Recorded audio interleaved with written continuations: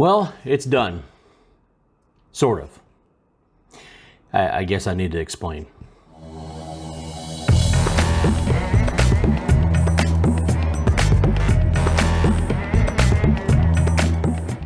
Okay, so I've been trying to do this for a while now and trying to get parts and trying to get things figured out and thought I had everything, all my ducks in a row, and really they weren't even in the same pond. I'm not sure if they were in the same park. But anyway, so what we've done, obviously, to those of you that have already noticed this and paid attention, that's not my 2070 that's sitting in there.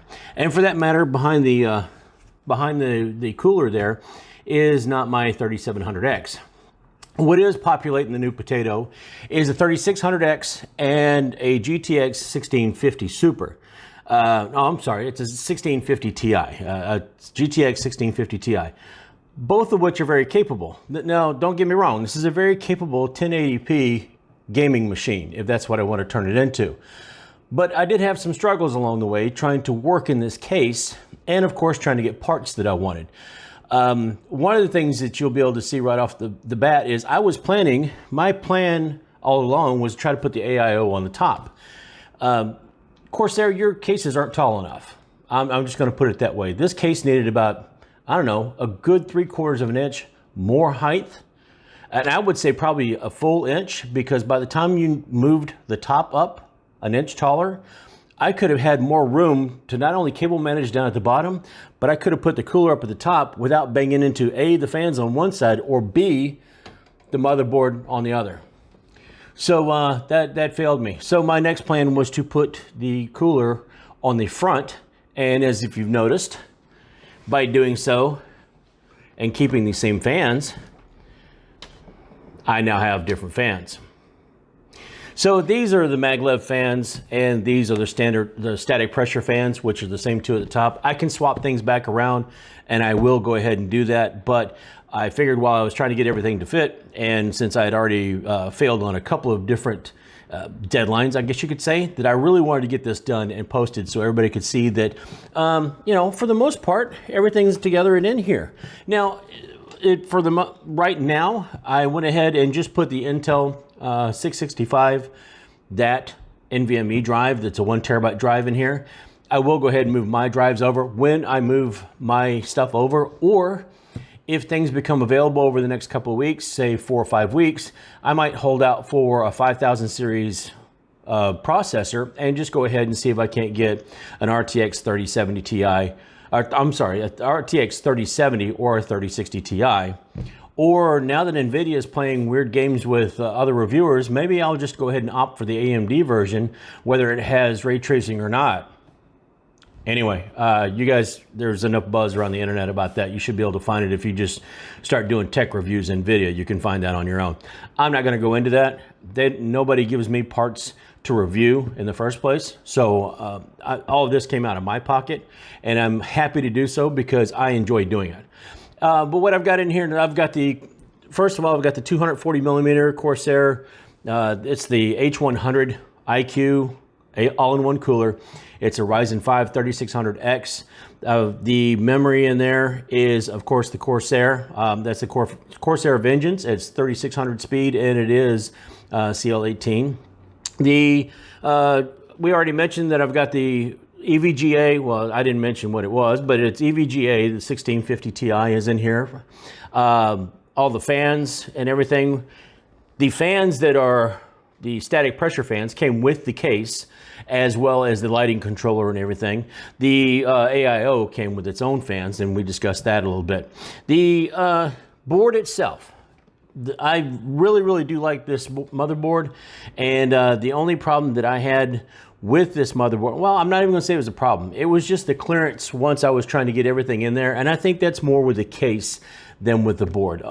It was very easy to get everything together, except for one thing. My BIOS wouldn't recognize that Intel NVMe drive.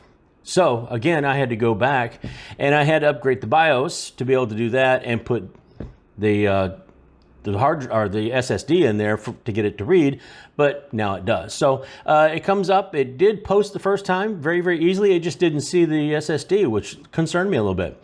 The board is an X570 It's a Prime X570 Pro from ASUS. I do have the X470 Prime Pro in my editing rig, which was, I genuinely enjoy working with that board and the BIOS setup, and it's never caused me any problems when I try to overclock. So I went ahead and did the same thing in this one. I will also show you guys the cable management on the back. Please don't roast me over the cable management. I will fix it more when I actually put my parts or upgraded parts in this system.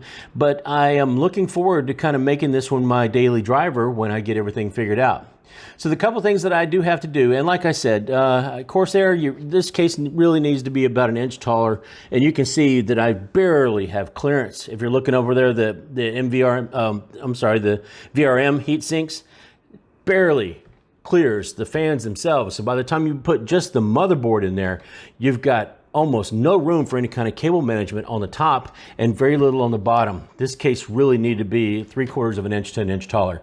Airflow seems to be good so far. I can feel it kind of drawing through the front on the sides. I can feel it pushing out, and it's even with the side panel off.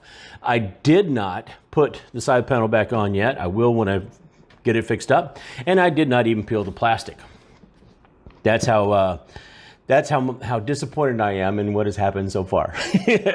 Anyway, that's what it is. I wanted everybody to see it in its, I'm not going to say final glory, but I did want everybody to see before I started changing things. And now I'm trying to think of lighting themes to put in here. So if you guys have ideas of what colors or some kind of, right now it's just got the rainbow puke and that's the default, and I didn't even bother to change that. But I was thinking a couple of different things. Cyberpunk 2077 just came out, and it does run very well on my editing rig. I doubt it'll even run in 1080p on this. I don't know if that would be a theme that I would want to put on here, but it's Christmas time. I can do red and green. For those of you that celebrate Hanukkah, I can do just a plain blue. I can do different color combinations, and I'm looking forward to experimenting with some of those. But if there's certain, you know, like if you got pictures of what yours looks like, if you got RGB in your rig and you want to share that, feel free to do that as well. I have some exciting news coming up. I think it's exciting. I hope you guys do.